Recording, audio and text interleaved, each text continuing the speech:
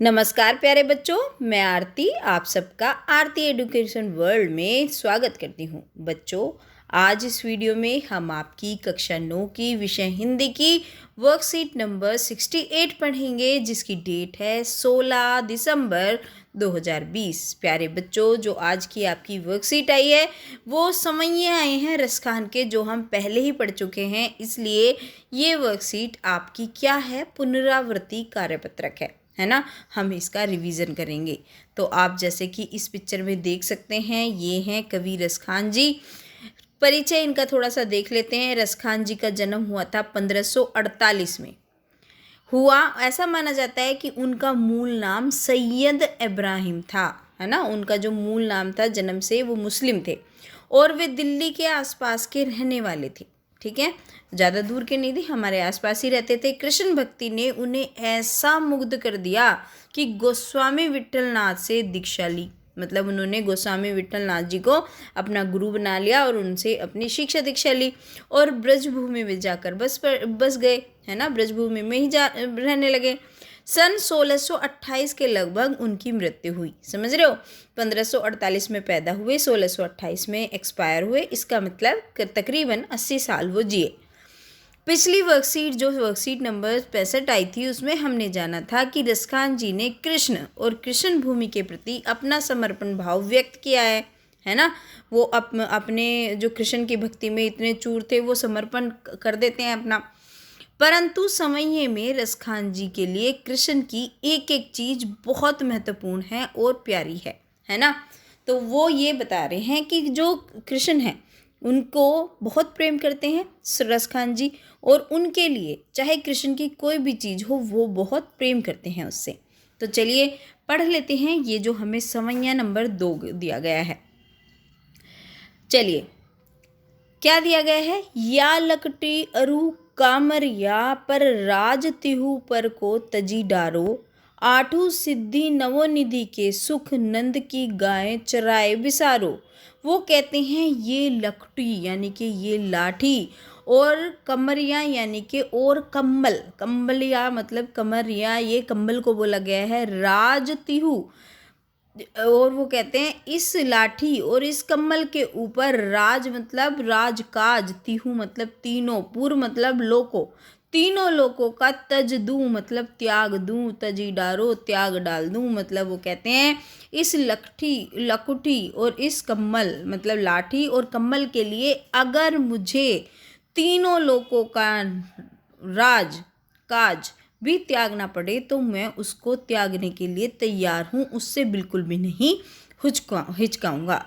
आठों सिद्धि नवोनिधि के सुख नंद की गाय चराई बिसारो, और वो ये कहता है कि ब्रज के जो ग्वाले की तरह गाय चराने के लिए मैं 8, अगर मेरे जैसे लोग 8 सिद्धि प्राप्त कर लेते हैं ना और 9 निधि प्राप्त कर लेते हैं, तो वो कहते हैं कि मैं आठों सिद्धियां अगर मुझे प्राप्त हो जाएं तो मैं वो त्यागने को तैयार हूँ, उसका त्याग करने को तैयार हूँ, 9 की 9 निधि छोड़ने को तैयार हूँ। उन सब का सुख मुझे, मतलब उन सब के सुख से ज़्यादा मुझे क्या अच्छा लगता है, मुझे अच्छा लगता है यहाँ पे जो ग्वाले बनकर गाय को चराना अच्छा लगता है। मतलब मैं अपनी 8 सिद्धि 9 निधि त्यागने को तैयार हूँ इन ग्वालों संग गाय चराने के लिए।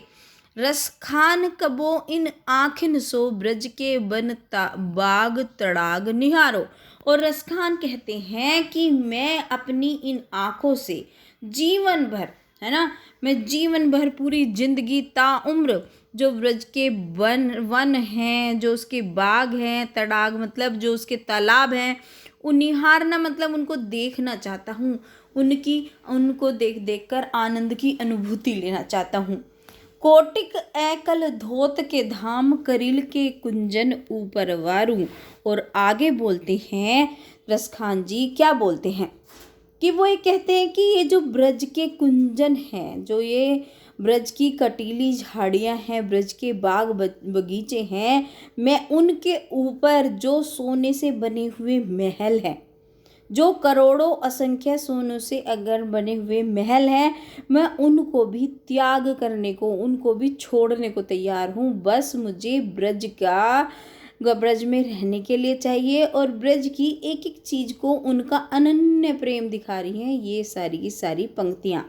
ठीक है, तो ये तो मुझे आशा है कि मुझे आपको अच्छे से समझ में आ गया होगा। मैंने आपको अच्छे से समझाया, पहले भी समझाया था ये जब आया था। और बच्चों इसको व्याख्या को पढ़ लेना अगर आपको कोई दिक्कत आती है, और आप नहीं पढ़ना चाहें मत पढ़िए, दोबारा से वीडियो को सुन लीजिए क्योंकि मैंने आपको वर्ड मीनिंग के साथ पढ़ाया है। चलिए अब देख लेते हैं प्रश्नों के उत्तर। केवल और केवल 4 क्वेश्चन दिए हुए हैं आपकी वर्कशीट में, और वो भी बहुत आसान। तो चलिए कर लेते हैं क्वेश्चन। पहला क्वेश्चन पूछा है आपकी वर्कशीट में, ब्रजभूमि में बसने के लिए रसखान जी क्या क्या त्यागने को तैयार हैं। तो इसका उत्तर आप किस तरीके से लिखेंगे माय डियर स्टूडेंट्स? आप लिखेंगे ब्रजभूमि में बसने के लिए रसखान जी तीनों लोकों का राज्य भी त्यागना पड़े तो उसके लिए तैयार हैं। 8 सिद्धि और 9 निधियों का सुख, सोने के बने महलों तक को त्यागने के लिए तैयार हैं। तो ये लिख देंगे आप पहले क्वेश्चन का आंसर। ठीक है बच्चों, चलिए अब चलते हैं दूसरे क्वेश्चन की तरफ। दूसरा क्वेश्चन आपकी वर्कशीट में हमसे पूछ रहा है कि प्रस्तुत समये में रसखान जी ने ब्रजभूमि के प्रति अपना प्रेम अभिव्यक्त किया है। हाँ, ये तो हमें पता है, वो अपना प्रेम दिखा रहे हैं। इसी प्रकार आप अपने परिवार के प्रति अपने विचारों को लिखिए। तो अपने विचारों को कैसे लिखते हैं? जो भी आप सोचते हैं अपने परिवार के लिए, आप क्या करना चाहते हैं वो लिख सकते हैं। तो हमने इस तरीके से लिखा है, अपने परिवार की खुशियों के लिए मैं बहुत कुछ कर सकता या कर सकती हूँ। अपने माता पिता की खुशी के लिए मैं सवेरे उठकर खूब सारा पढ़ लिख कर नाम कमाना और इज्जत कमाना चाहता या चाहती हूँ, जिससे मेरे माँ बाप को मेरे ऊपर गर्व हो या गर्व कर सके, जिससे मेरे माँ बाप मेरे ऊपर गर्व कर सकें। तो ये सब मैं अपने परिवार के लिए, ये मेरी फीलिंग है, ये लिखी है मैंने। आपको कुछ और लिखना है क्योंकि एज अ स्टूडेंट आपको ध्यान में रख के मैंने ये लिखा है आप लोगों के लिए। चलिए अब आते हैं प्रश्न नंबर 3 की तरफ। प्रश्न नंबर 3 तो बेहद ही आसान है। क्या करना है इसमें? इस पंक्ति में कवि रसखान जी का नाम आया है, उस पंक्ति को लिखिए। तो हमें एज इट इज़ लिख देना है। जो तीसरी पंक्ति थी तो उसमें क्या लिखा था? रसकान कबो इन आखन सो ब्रज के बन बाग तड़ाग निहारो, है ना। तो इसमें रसकान कहते हैं कि मैं अपनी आंखों से व्रज के वनों को, बाग को, तालाबों को देखना चाहता हूँ जी भर के जीवन पर्यंत। तो ये आपकी आ गई ये पंक्ति। चलिए अब चलते हैं प्रश्न नंबर 4 की तरफ। प्रश्न नंबर 4 में आपको क्या करना है?